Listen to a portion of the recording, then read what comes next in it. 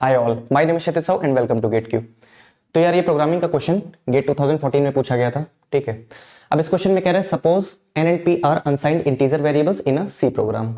We wish to set p to nc3। ठीक है, यानी n एंड p दो अनसाइंड इंटीजर वेरिएबल्स हैं। ठीक है, और हमें p में nc3 की वैल्यू को सेट करना है। ठीक है, तो यानी p is equal to nc3।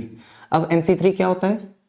n factorial divided by 3 factorial multiplied by n minus 3 factorial. ठीक है, इसको हम लोग फर्दर सिंप्लीफाई कर सकते हैं, तो ये हो जाएगा n multiplied by n minus 1 multiplied by n minus 2। ठीक, डिवाइडेड बाई 3 फैक्टोरियल यानी 6। ठीक है, अब हमें p में इस एक्सप्रेशन की वैल्यू को सेट करना है। ठीक है, अब यहाँ पे 4 ऑप्शन दिए हैं। ठीक है, लॉजिकली सारे ऑप्शन तो यहाँ पे सेम है, लेकिन हमें कोई एक ऑप्शन पिक करना है। ठीक है, अब यहाँ आगे कह रहा है if n is large, if n is large.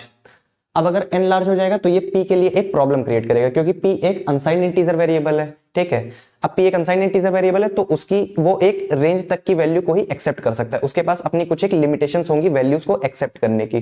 ठीक है, तो अगर n लार्ज हो जाएगा, ठीक है, n लार्ज हो जाएगा तो n माइनस 1 जब उससे मल्टीप्लाई होगा तो वो और भी ज्यादा लार्ज हो जाएगा।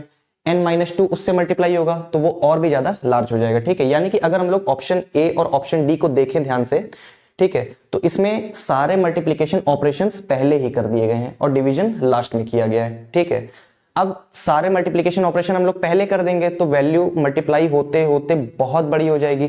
अगर हम लोग बीच में डिवीजन ऑपरेशन भी कर देते तो वो मल्टीप्लाई होकर थोड़ी बड़ी होती, फिर डिवीजन के बाद छोटी हो जाती।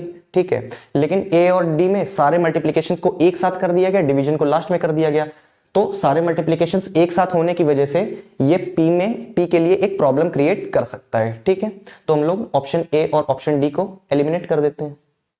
ठीक है, अब हमारे पास बचे option B and option C. ठीक है, अब ऑप्शन बी में n multiplied by n minus 1, ठीक है, divided by 2 multiplied by n minus 2, इतना पूरा। ठीक है, ये पूरा एक 3 का मल्टीपल होगा हमेशा। ठीक है, ये हमेशा एक 3 का मल्टीपल ही होगा। ठीक, अब ये 3 का मल्टीपल है, लास्ट में हम लोग 3 से डिवाइड कर रहे हैं, तो ऑप्शन बी के केस में हमेशा हमें एक इंटीजर वैल्यू मिलेगी। ठीक है, ऑप्शन सी देखते हैं। ऑप्शन सी में हम लोग जब डिवाइड करेंगे तो डिवाइड करने के बाद हमें आंसर डेसिमल के फॉर्म में भी मिल सकता है। अब आंसर हमें डेसिमल के फॉर्म में मिलेगा तो वहां पे हम लोगों को प्रिसीजन लॉस हो सकता है। ठीक है, यानी हम लोग को ऑप्शन सी में कुछ लॉस हो सकता है, हमेशा यहाँ पे इंटीजर वैल्यू नहीं मिलेगी।